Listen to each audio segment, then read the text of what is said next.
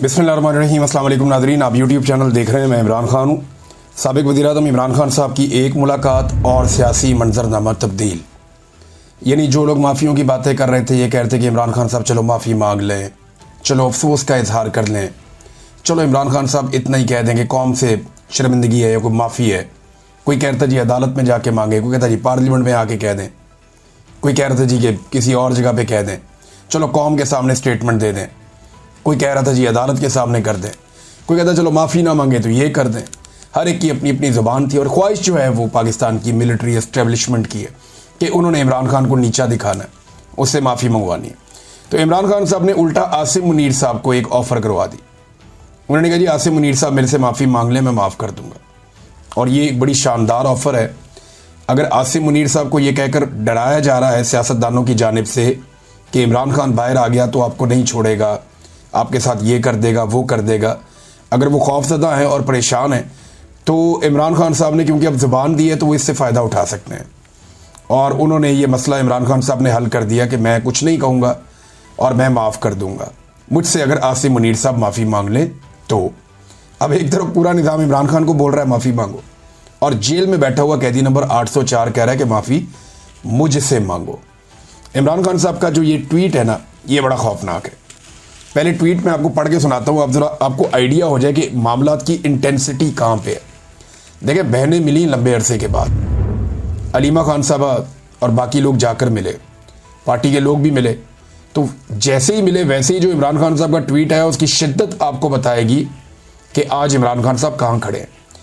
इमरान खान साहब ने ये दो हिस्सों में उनका ट्वीट छपा है उनके अपने ऑफिशियल ट्विटर से। वो कहते हैं कि आसिम मुनीर, पहला लफ्ज़ ही आसिम मुनीर है। आसिम मुनीर में ताकत की बहुत भूख है, इसीलिए इसने बदतरीन आमरीत कायम कर रखी है। मुझसे माफ़ी का मुतालबा करने के बजाय आसिम मुनीर को मुझसे माफ़ी मांगनी चाहिए।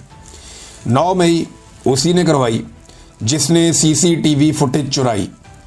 इस वक्त 9 मई आसिम मुनीर की इंश्योरेंस पॉलिसी है। मुल्क में हाइब्रिड सिस्टम नहीं, आसिम मुनीर की डिक्टेटरशिप कायम है। इसीलिए ट्रंप ने शहबाज शरीफ की बजाय आसिम मुनीर को बुलाया है। फस्तायत और जबर में तमाम हुदूद पार करते हुए मेरे ख़ानदान के गैर सियासी लोगों को मुसलसल निशाना बनाया जा रहा है। मेरे 2 भांजों शारेज़ और शेर शाह को भी अगवा कर दिया गया, हालांकि इनका सियासत से कोई ताल्लुक़ नहीं है। मेरा भांजा शारेज़ जो एक बेहतरीन एथलीट है, उसे भी उठा लिया गया। मुझे मुकम्मल तौर पर कैद तन्हाई में रखा गया है। 3 माह में मेरी महज 3 मुलाकातें करवाई गई हैं। मेरे वकला और अहले खाना तक से मुलाकातें कई माह से रोक दी जाती हैं। ये सब कुछ मुझ पर दबाव डालने के लिए किया जा रहा है। मेरे साथ 8 माह से बुशरा बेगम को भी कैद तन्हाई में रखा गया है। ऐसा सलूक औरतों के साथ पाकिस्तान की तारीख में कभी नहीं किया गया।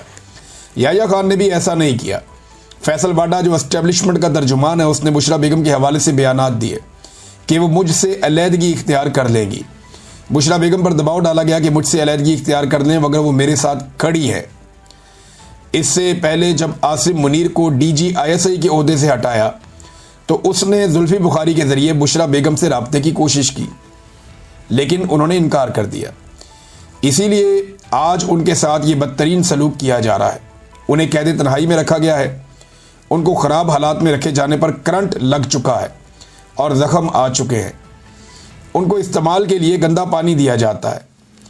इन पर हर तरह का जुल्म जारी है। ये सब कुछ आसिम मुनीर करवा रहा है। इसमें ना कोई इखलाकियात हैं और ना इस्लाम की समझ है। आसिम मुनीर के लिए मेरा पैगाम है कि मुझ पर दबाव बढ़ाने के लिए चाहे मेरे ख़ानदान में से जिस मर्ज़ी को कैद में डाल दो, मैं ना झुकूँगा ना इस जुल्म को कबूल करूँगा। मैं अपनी हकीकी आज़ादी की जद्दोजहद हर हाल में जारी रखूँगा। आसिम मुनीर पाकिस्तान के साथ वो कर रहा है जो मोहसिन नकवी ने क्रिकेट के साथ किया है।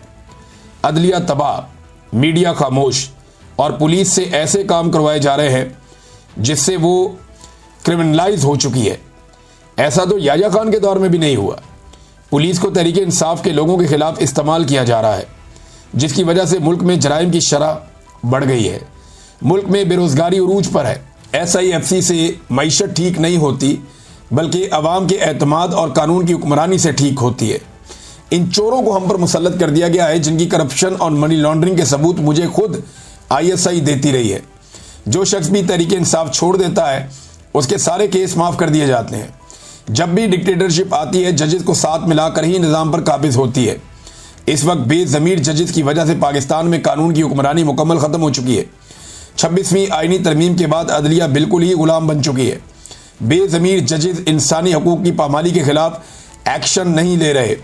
अगर हमारे जजेस ज़मीर के साथ काम करते, पाकिस्तान के लोगों को इंसाफ देते, उनको खौफ होता कि यौम महशर अल्लाह को हिसाब देना है, तो ये जो जुल्म जो हो रहा है ये कभी ना होता। इस जुल्म और नाइंसाफ़ी में ये बेज़मीर जज बराबर के मुजरिम हैं।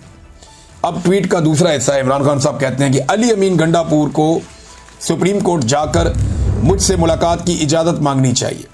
इससे पहले बजट पर भी मुझसे मुशावरत और मुलाकात नहीं की गई। अली अमीन को आकर मुझे सूबे की गवर्नेंस और अमन व अमान और दीगर अहम उमूर पर ब्रीफिंग देनी चाहिए, जिसके लिए सुप्रीम कोर्ट समेत हर फोरम पर भरपूर कोशिश करनी चाहिए। मैं दोबारा ताकीद करता हूँ कि खैबर पख्तूनख्वा हुकूमत वफाक की जानिब से अपने ही शहरियों पर होने वाले मिलिट्री ऑपरेशन और ड्रोन हमलों के खिलाफ भरपूर स्टैंड ले। खैबर पख्तूनख्वा और कबायली इलाकों में हमारे दौर में अमन आ चुका था और हमारे दौर में कोई ड्रोन हमला नहीं हुआ। अब वहाँ हालात जानबूझकर ख़राब किए जा रहे हैं ताकि वाहिद अवामी मैंडेट वाली पार्टी को कमज़ोर किया जा सके। खैबर पख्तूनख्वा और कबायली इलाकों में ऑपरेशन मसले का हल नहीं है। वहाँ के मसाइल मकामी नुमाइंदों से बातचीत से ही हल होने चाहिए। ड्रोन हमलों और फौजी ऑपरेशन से दहशतगर्दी बढ़ती है। इन ऑपरेशन को ना ही अवाम की हमायत हासिल है, ना ही अवामी नुमाइंदों की और ना ही सियासी जमातों की। तो ऐसा ऑपरेशन कैसे कामयाब हो सकता है?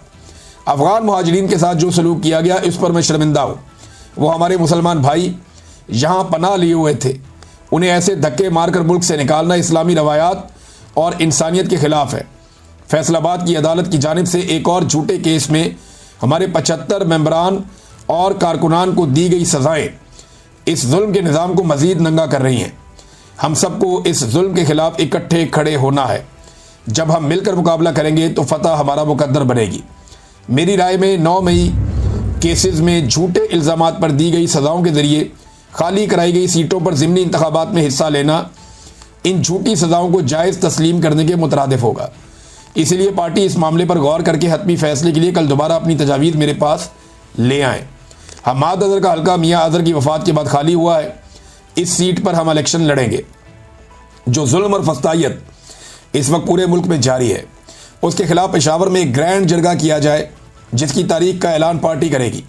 खैबर पख्तूनख्वा और गिलगित बल्तिस्तान में सैलाब ने शदीद तबाही मचाई है और सैकड़ों कीमती जानों के नुकसान के साथ लाखों अफराद मुतासर हुए हैं। मैंने इसी माहौलियाती तब्दीली के मुकाबले के लिए बिलियन ट्री जैसे मंसूबे शुरू किए थे। इस तरह के मंसूबे ही हमारा माहौल बचा सकते हैं, वरना हम हर साल तबाही ही देखेंगे। ये इमरान खान साहब ने जेल के अंदर गुफ्तगू की है।